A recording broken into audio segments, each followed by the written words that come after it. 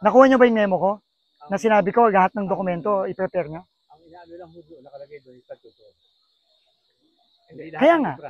Hindi, wala akong pakialam. Sinasabi ko na sa iyo ngayon, lahat ng infra, bigay mo. Lahat ng dokumento nyo. Hindi ka na naawa dun sa mga estudyante dyan, saka yung mga tao dito. Hindi mo ba sila iniisip? Putang ina mo, bakit ka nagbayad ng hindi complete?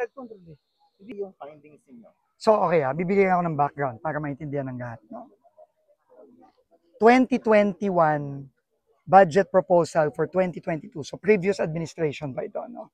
Previous DPWH, previous administration.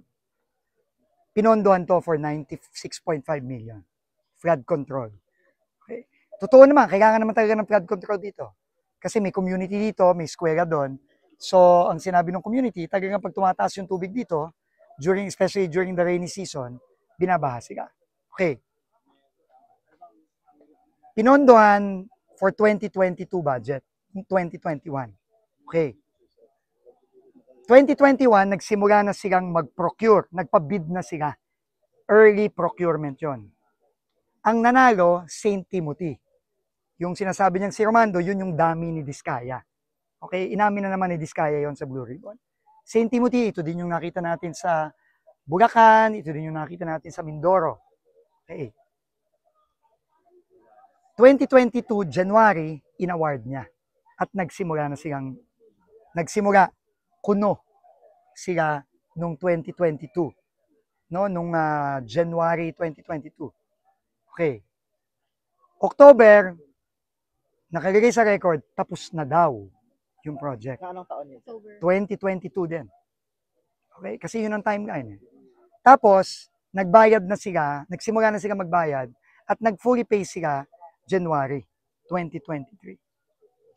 Sinabi niya, aminado naman siya na hindi pa tapos, partially completed lang daw. Pero ang pangako daw sa kanya, nung contractor, bayaran mo na ako ng buo, huwag ka mag-alala, tatapusin ko.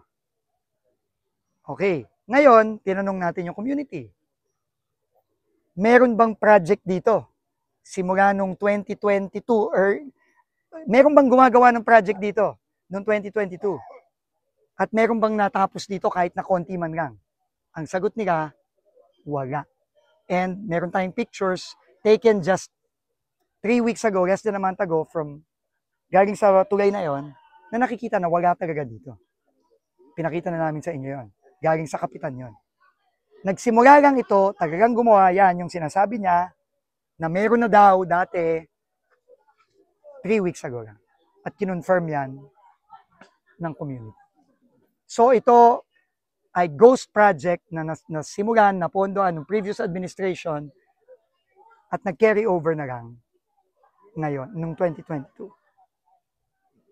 So, kung ano yung nakita natin sa Bulacan, ako personally, nakakita na rin ako ng ganito na wala talaga, pero hinabol na lang, nung pumutok to, itong isyong to, hinahabol, pinipilit habulin kung sino man yan, si St. Timothy yan, kung sino man yan, hinahabol na lang para kunyari may nagawa.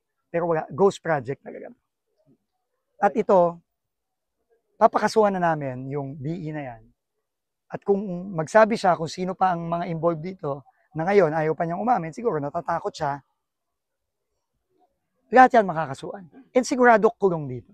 Kulong to. And the records will show that they paid for a ghost project. 100 million almost.